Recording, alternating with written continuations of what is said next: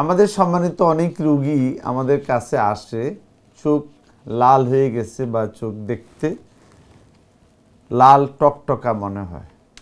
আসলে আমাদের চোখের রক্ত চলাচল অন্যান্য অর্গান থেকে সবচেয়ে বেশি। সাধারণত আমাদের চোখের কালো মণি, চারিদিকে সাদা কনজাংটিভা থাকে। সাধারণত চোখে কোনো আঘাতের কারণে যদি রক্তক্ষরণ হয় তো সেটাকে আমরা বলি সাবকনজাংটিভাল হ্যামোরেজ। এই যে আমার এই ফটোগ্রাফে আমরা দেখতে পাচ্ছি রক্তক্ষরণ, এটা সাদা অংশের মধ্যে রক্ত জমে গেছে। এটা সাধারণত আঘাত বা রক্তের কোনো ত্রুটি, ডায়াবেটিক বা অনেক সময় স্পন্টেনিয়াসলি এই রক্তক্ষরণটা হতে পারে। সাধারণত এই সামনের অংশে যদি কোনো রক্তক্ষরণ হয় সেগুলো নিয়ে আমাদের রোগীরা খুব ভয় পায়, কিন্তু চিকিৎসক হিসেবে আমরা ওগুলোকে খুব একটা গুরুত্ব দেই না, কারণ এই যে রক্তক্ষরণ হয়েছে এটা সামনে রক্তক্ষরণ। এই রোগীর রক্তক্ষরণটা চিকিৎসা দিলে 10-15 বা 20 দিনের মধ্যে রক্তক্ষরণটা আস্তে আস্তে পরিষ্কার হয়ে যাবে, রোগীর কোনো অসুবিধা হবে না। কিন্তু আমাদের চোখের পিছনে থাকে বিরাট একটা অংশ যেটাকে আমরা বলি রেটিনা। আমাদের পিছের যে আয়না, চোখের মেইন অংশ, সবই অংশ গুরুত্বপূর্ণ, মেইন অংশ রেটিনা। এই রেটিনাটা সবচেয়ে বেশি রক্ত চলাচলের রক্তনালীগুলো বেশি থাকে। সাধারণত নর্মাল রেটিনা দেখতে এরকম পরিষ্কার স্বচ্ছ দেখা যায়, কিন্তু কিছু কিছু ক্ষেত্রে এই রক্তনালীগুলো বন্ধ হয়ে তখন চোখের পিছনে রক্তক্ষরণ হয়। যে আমার এই ছবিতে আমরা দেখতে পাচ্ছি একটা রক্তনালী বন্ধ হয়ে গেছে।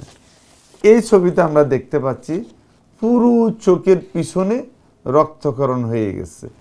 তো এই যে দুটো রক্তক্ষরণ, একটা হলো অর্ধেক রক্তক্ষরণ আর একটা হলো পুরো রক্তক্ষরণ। এইটাও রক্তক্ষরণ, এইটাও রক্তক্ষরণ। এই যে রক্তক্ষরণ চোখের মধ্যে হচ্ছে, আমি প্রথমে বলছি এটা নিয়ে আমরা খুব একটা চিন্তিত না। রুগীরা নিজের চোখে দেখতে পারে বলে রুগীরা খুব সতর্ক থাকে এই রক্তক্ষরণ নিয়ে।